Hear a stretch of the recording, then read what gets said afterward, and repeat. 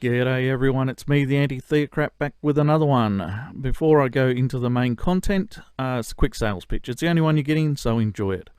Below these videos, I do attach all links to the information if there are links to be had. I also archive all of the information if that's possible. I also supply links to other platforms for my content and how to support me if you wish to do so. That'd be nice, but no requirement. That's it. That's my intro. That's my sales pitch. It's all I've got. It's all you're ever going to get. And now, on with the show. Oh, wait. Let me get my flag up. Here we go. There you go. The new Victorian flag. Indebted to China, run by a man seeking ultimate power. I take all this shit half-hearted. I live in Australia, nothing's that serious, but, we have to consider how these things affect our nation. And these things that I create are meant to open discussion. And you know what they always open up? A raft of abuse. I always find that extremely interesting. Anyway, talking of things that introduce rafts of abuse to the narrative. Ta-da! New South Wales Parliament, a bill introduced by Mark Latham, used to be with the Labor Party, is now with the First Nation, after having gone independent for a while, on his own out in the world. I don't mean politically. So the Education Legislation Amendment Parental Rights Bill of 2020. Now, this is the explanatory note, which actually describes most of it, so I'm not going to go into the detail. It sort of just repeats itself, as is the nature of these things. Okay, overview of the bill. The object of this bill is to amend the Education Act 1990, the Principal Act, as follows. A. To clarify that parents and not schools are primarily responsible for development and formation of children in relation to core values such as ethical and moral standards, social and political values, and an understanding of personal identity, including in relation to gender and sexuality. Now, there should be nothing in there that anyone should object to.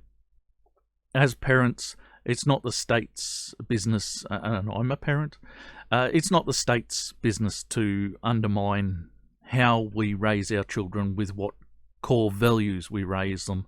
No, there are no ifs or buts about that. It really doesn't matter. It is not important. If you want to raise little jihadists, well, that's something we deal with later in life. It is better that we have these things out in the open and discuss them so that we can try and break them down if they are a real problem to society. But again, it is not the directive of schools to be doing these things. And I have to say that one of the things the schools would not be speaking out against would be people raising little jihadists.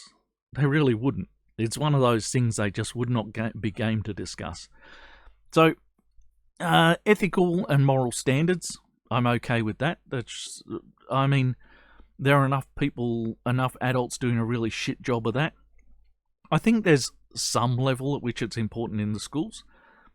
And I think one of the things that we miss in schools these days is a method of applying real punishment where it's required. What we do instead is we just throw kids out of the schools, so they go into another school and really don't learn anything new.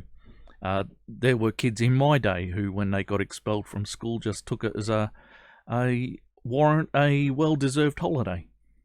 This is not the same as getting sent down the office to get a bit of a flogging, a rap over the knuckles with the cane, which is what I got when I went to school. Now, I don't know that we need that level of punishment back, but I think we need something that instills the idea that there are lines we have to draw in the sand with relation to behaviour. We can't do that in schools anymore. I think there are behavioural things in the schools that need to be looked at.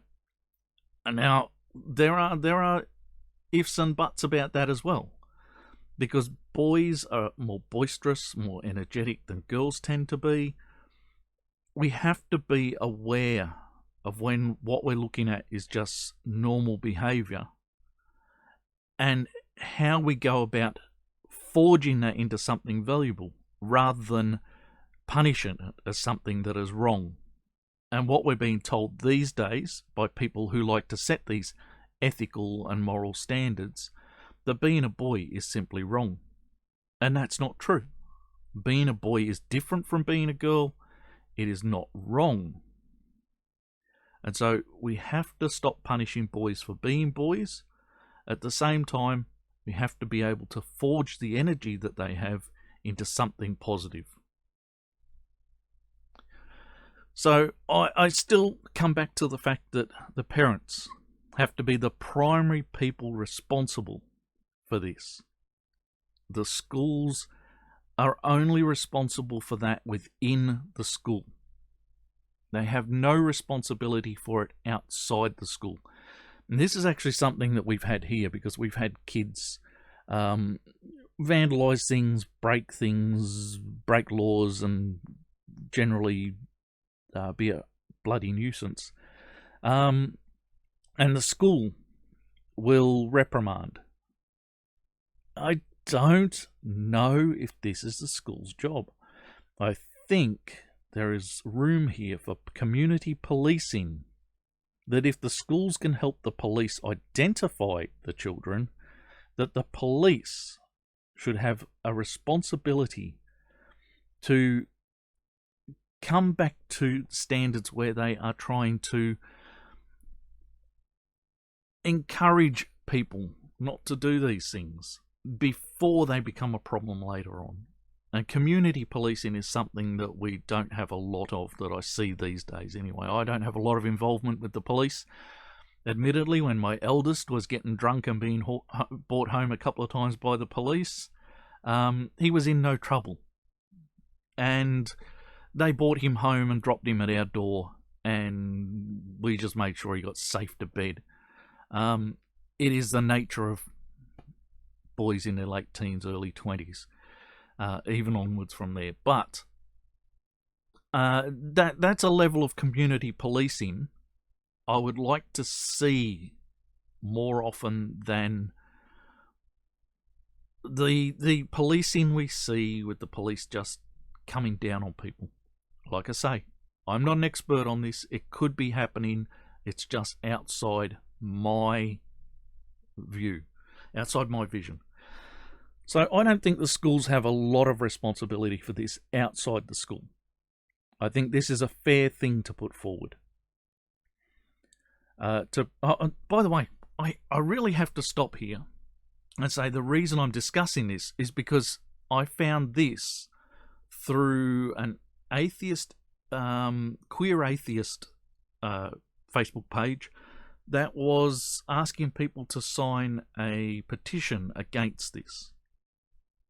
Now, I don't know why these queer atheists think that they, and I'm guessing that they see themselves as the people running the institutions, as they seem to be, but I do not know why these people seem to think that they can undermine parents. And in no way at all do I support them, and I made that quite clear. But anyway, that's what brought me to addressing this. To prohibit the teaching of the ideology of gender fluid in children in schools. Now, see, this is where I start to think these bills are written to fail. Because this here, I don't think a lot of people quite understand it. I think if you took this and you scrubbed it, and you stuck with the prohibit the teaching. Hang on, we'll clear that because I didn't get that. Teaching of ideology is all I was after. There you go. To prohibit the teaching of ideology to children in schools, that might be easier to pass. I think, however, this would pass easier as two separate bills. A, clarify that that parents are responsible for children and that schools are not responsible for this.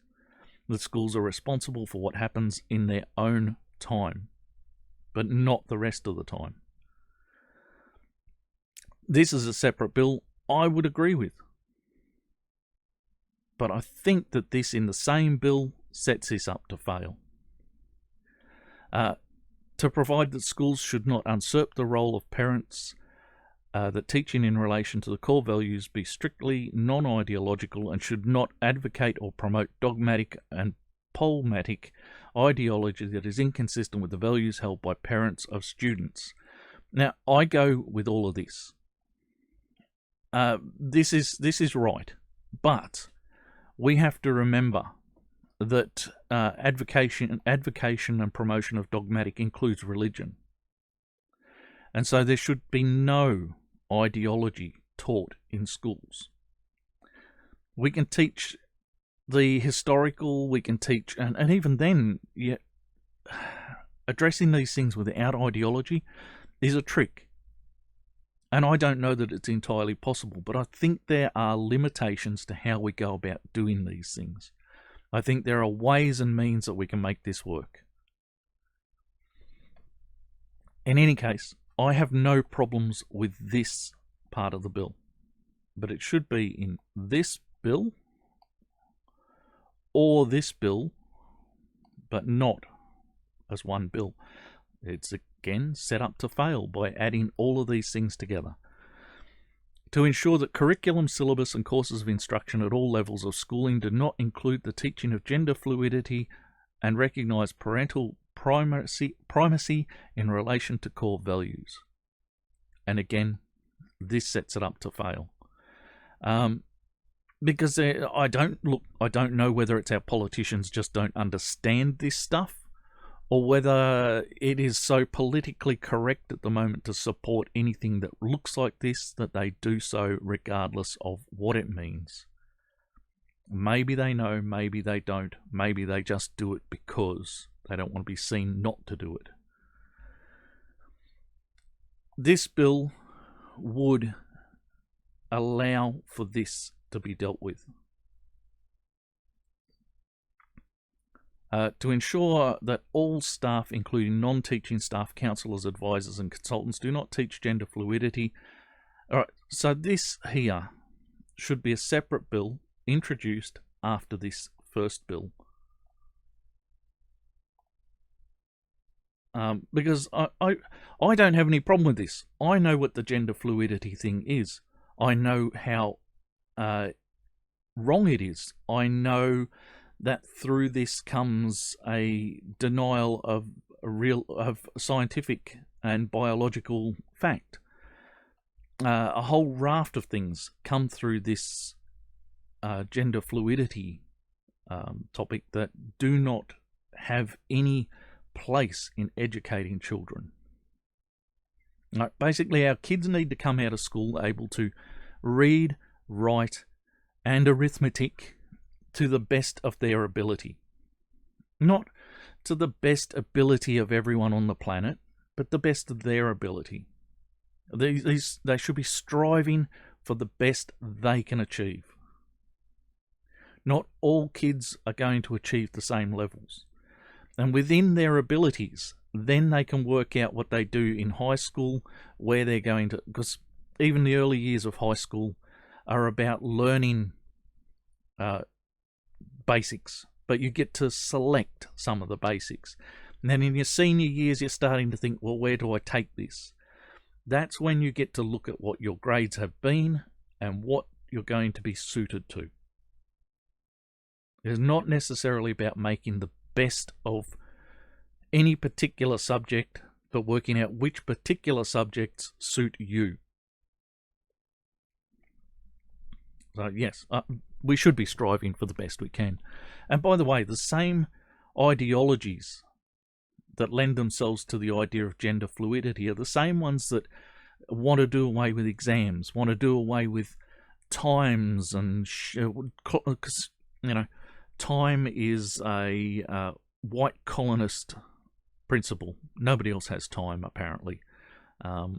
And schedules are white supremacist colonization, and classes are white colonists. So I could keep going. Basically, everything to do with having to set some sort of guidelines or borders for anything becomes white supremacy and colonization. We don't want to go to class at a certain time. We don't want to have to go there 5 times a week.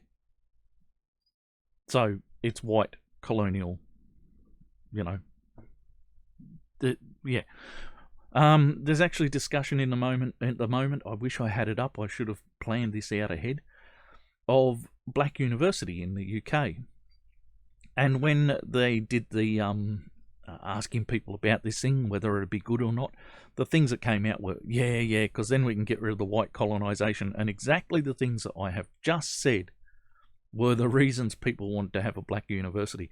So I think these generally black kids who were answering these questions have a very low standard for what it means to be black. You don't strive for anything, you don't aim for anything, there's no goals, no timelines, no nothing else. I'm a bit concerned at what it means to be black these days.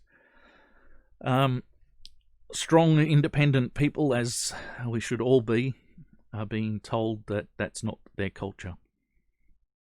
Okay, anyway, to require schools at the beginning of each academic year to consult with parents about courses of study that will include teaching on core values.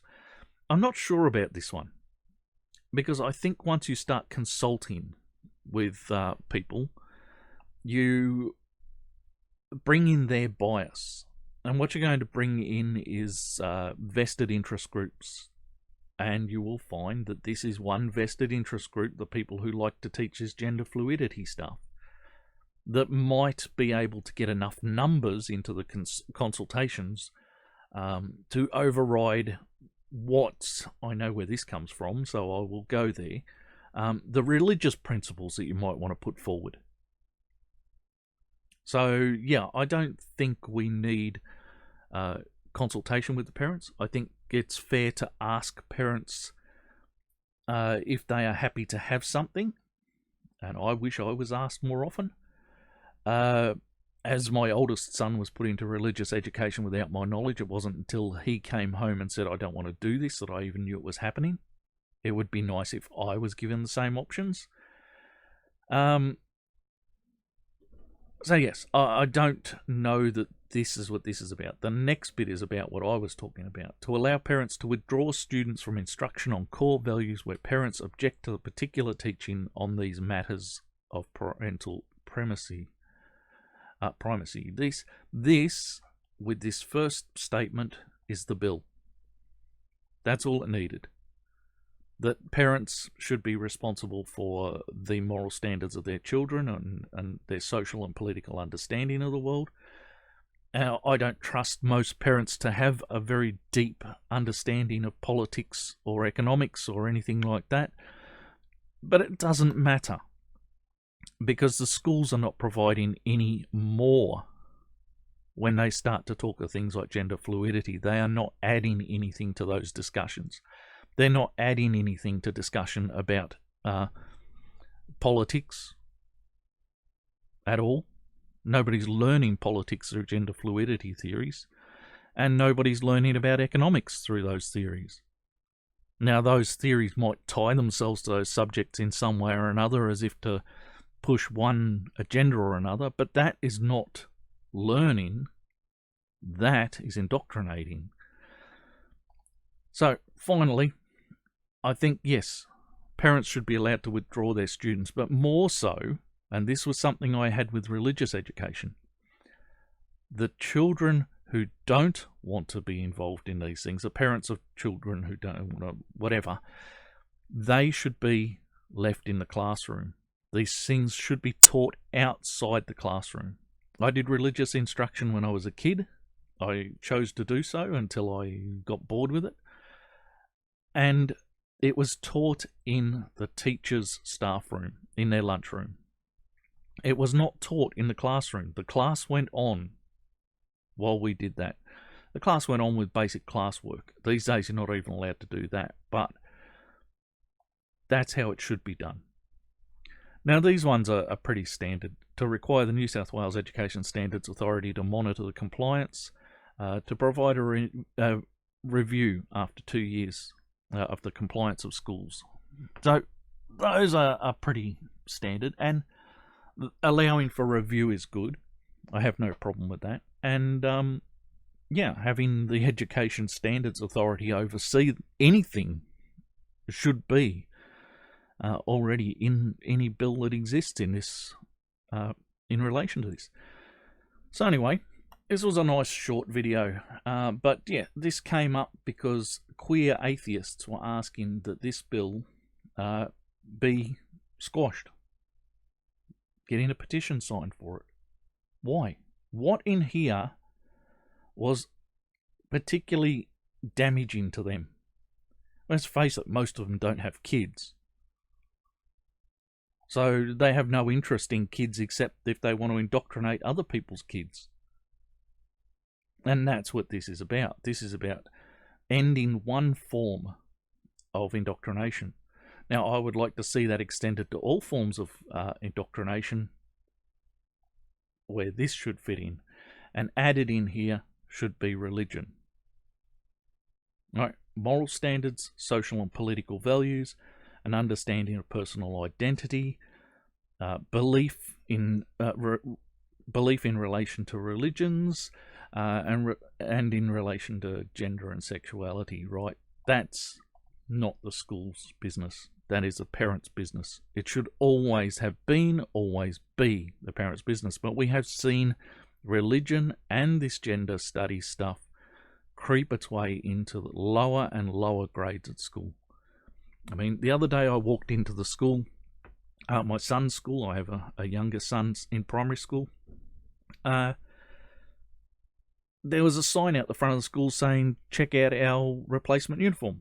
It didn't say whose uniform or anything, so I walked into the front office of the school, have a look, and it turns out it's a girl's uniform. So the headmaster, because my oldest son went to the same primary school, yells out from the office. I'm having a discussion about the uniform, and he yells out that the school supports transgender kids too. Now, the man's a pretty serious man. I can't think that he was telling any sort of joke. What business are the schools? Is it to be involved in these things? I know that there is a dictate out there that the schools have to positively, what do you fucking call it? You have to affirm these kids' choices. But I don't see that that's the school's business to go out of their way to do that. I think the schools, look, we had safe schools here in Australia, which was a LBGT aimed anti-bullying program, which is just bullshit, because someone like me who was bullied at school wasn't going to get anything except possibly talked into being a gay kid or transsexual by a program that was specifically aimed at LBGT bullying. All we need is a program of not bullying people. Then these kids can go to school, they can be whatever the fuck their parents have told them they're going to be, because parents are stupid enough to believe that when a kid says, oh, I don't want to be a fireman this week, I want to be a girl, that means something. And that next week they won't want to be a fireman again. I don't see that it's the school's job to promote that. I think the only thing it is for the school to do is to sit back and watch. Let the kid come to school in a dress. Let the kid LARP as a girl for a while till it grows out of it. Then move on with its education.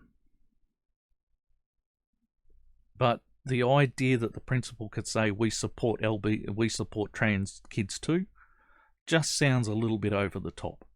That sounds like promoting this very idea. And again, I do not want to undermine the parents who want to do this stupid thing to their kids. It is their job to work out how to fucking raise kids, and I wish they bloody would. But in any case, it's not the school's job to either support or the school shouldn't stand for or against any of these things. That's the parents' job. The parents' job to stand for and against things. Now, I really tried hard not to put too many political values into my eldest son's head. What I tried to put into his head were moral and social standards. From there, he can work out his own political values. But again, I do not think I'm in charge of other people's kids. I think it would be nice if people could let children work out their own values, but not the bloody schools, not the government. It is not the government's job to look after my kids. I'm going to keep going just one more step on this before I stop, because this came to a head for me recently, right? Because of the disease that's going about, the lurgy. The dreaded lurgy made me have to homeschool for a few weeks. And during those few weeks, the school kept calling me up to bother me about whether my kid was attending classes at home, was doing the schoolwork. Now, we were way ahead of what the school had sent home. We were doing other work on top of that. I bought toys for us. I bought a pottery wheel and a t-shirt printing thing, and we did... I bought airbrushes and we did airbrushing, and we were way ahead of what the school was offering, and that includes maths and English and a whole lot of things we were doing through online stuff. But the school kept calling me up, because even though my son was in my care in my house, the school is dictated by the government to believe it is still in charge of my child under my roof. And I do not agree with that. I just don't. I think it is fair that the government keep an eye on kids in danger. I think it's fair that the government have education standards that must be met by parents who are homeschooling and so forth. But I do not think it is the school's or the government's business to be watching over us every fucking minute of the day, especially when we have no record of our children ever being in any danger. So for me, bits of this bill are very important. Actually, I wouldn't mind seeing this entire bill pass, but I know because it's been written the way it is, it won't. That it would be lovely to see the first part of this bill pass. And you gender bloody non-aligning or whatever in the fuck, queer atheists or whatever in the fuck you are, you can all fuck off. I'm the parent in this fucking house. I've been an at-home father for 23 years almost, and I'll be fucked if I'm giving up my responsibilities for you arseholes. And that's it. I've had enough. I'm going. I do not want to do this anymore. I've had enough of this. I'm out of here. I've been the anti-theocrat. May your gods remain fictional, and I will see you in the next one. Until then, have fun.